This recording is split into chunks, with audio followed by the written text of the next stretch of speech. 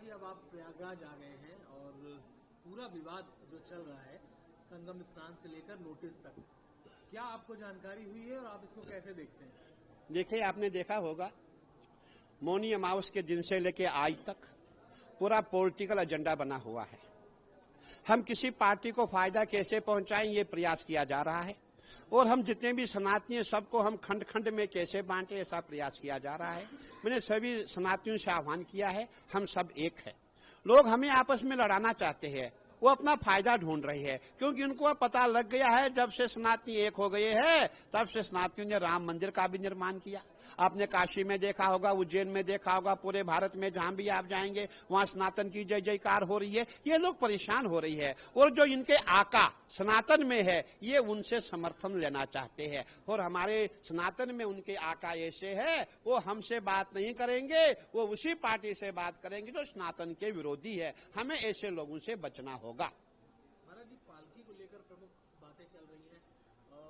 मेला प्राधिकरण ने उसको वाहन बताया, वो बोल रहे हैं पालकी थी, इसका क्या नियम है और क्या? नहीं, देखिए, वाहन पालकी में कोई अंतर नहीं। ठीक है, वाहन जो है व्हीकल लगी रहती है और पालकी जो है वो जो हमारे लेबर होते हैं वो उठाते हैं या संत महात्मा उठाते हैं या जो भी विद्यार्थी उठाते हैं, विषय वो नहीं है। विषय ये है कि देखिए, जब मौनी अमावस है, करोड़ों की संख्या में श्रद्धालु है, उस समय आप पालकी लेकर के संगम नोज पे कैसे जा सकते हैं? आपको मैं याद दिलाना चाहता हूँ, सन 2025 में आप जाइए, जब हमारा शाही स्नान था, हमारी पालकियां जो है 200 मीटर दूर रुकाई जाती है, क्योंकि अखाड़ों का ही शाही स्नान होता है, अखाड़ों का ही मेला होता है और 13 अखाड़े ही मुख्य अखाड़े होते हैं जो पूरा कुंभ करते हैं। और हमारी जो पालकियां 200 मीटर दूर रुकाई जाती है, हम वहां से अपने जो इष्ट है, जो हमारे भाले है, जो हमारे देवता है, उनको कंधे पे ला करके हम गंगा जी में स्नान कराते हैं। अगर आपको 50 मीटर ही तो चलना था, अगर आप 50 मीटर चलते आज ये विरोध नहीं होता।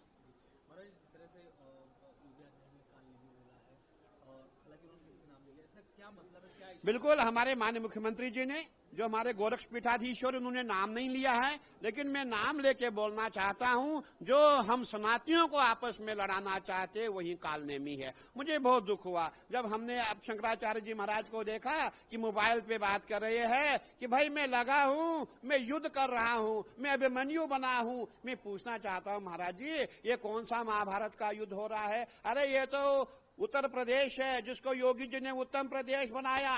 ये प्रयागराज है, ये कुरुक्षेत्र नहीं है। कुरुक्षेत्र हरियाणा में है, वहां युद्ध हुआ था।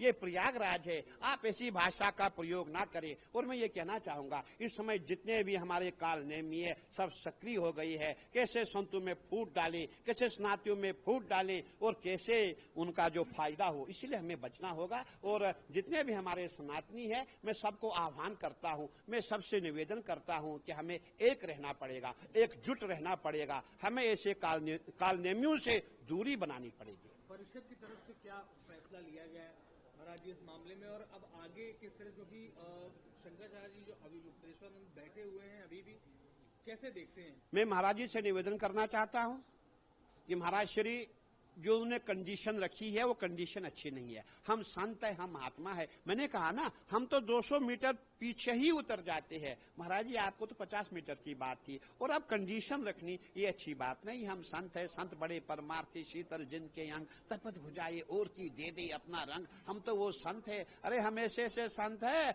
हमारे जब एक संत महाराज थे, उसके कुत्ता आ गया, कुत्ते ने रोटी लेकर के जब भागने लग गया, वो पीछे पीछे दौड़ रहे, भगवान भगवान सूखी रोटी मत खाओ, मैं घी लेके आ रहा हूं, घी चुपड़ी रोटी खाओ। हम वैसे संत है।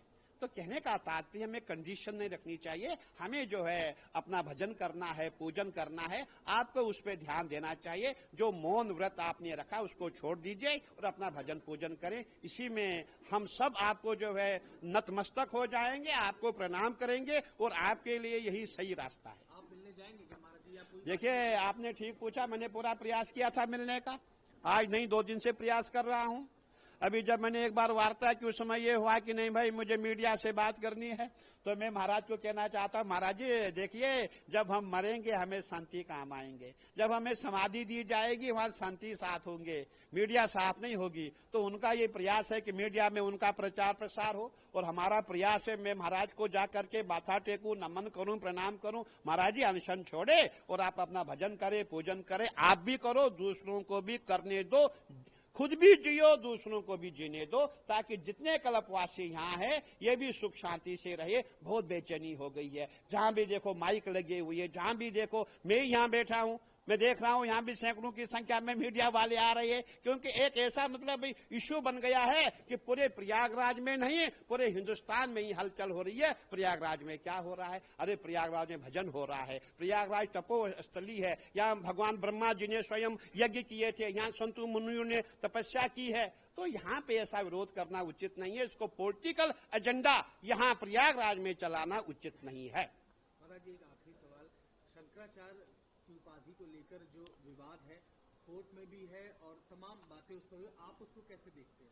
देखिए, हमारे यहाँ कहावत होती है, जब मुझे आप प्रेम से आएंगे, प्रेम से मांगेंगे तो हम अपना सब भी देंगे, अगर आप अकड़ेंगे हम बोलेंगे भाई चलिए। कहने का तात्पर्य है कि अगर आप ठीक ठाक से होते हम सब आपके पांव छूते, हम बोलते हाँ जी आप भगवानी है, हम भगवानी आपको मानते हैं।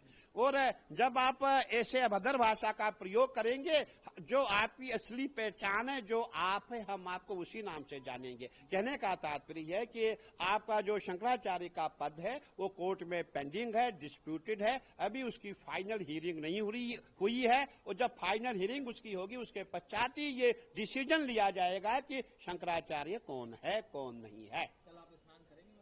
नहीं, देखिए हम तो प्रयागराज में आए, स्नान के लिए बैठे हुए हैं, और हम चाहेंगे कि हमारे महाराज श्री शंकराचार्य महाराज भी अपना जो कंडीशन रखी है, जो व्रत रखा, उसको समाप्त करें और कल साधु संतों के साथ जाएं। अगर वो चाहते हैं मैं उनके साथ जाऊं, उनको कंधे पे उठा के हम स्नान कराएं, बहुत अच्छी बात होती, लेकिन महाराज जी तो अपना समय दे नहीं रहे हैं। तो मैं यही कहना चाहूंगा कि महाराज जी को प्रभु सद्बुद्धि दे, बहुत विद्वान व्यक्ति है, बहुत श्रेष्ठ संत है, हम उनको नमन करते, प्रणाम करते कि महाराज जी अभी मौन व्रत छोड़ो और आप स्नान करो और आप शांति से भजन करो।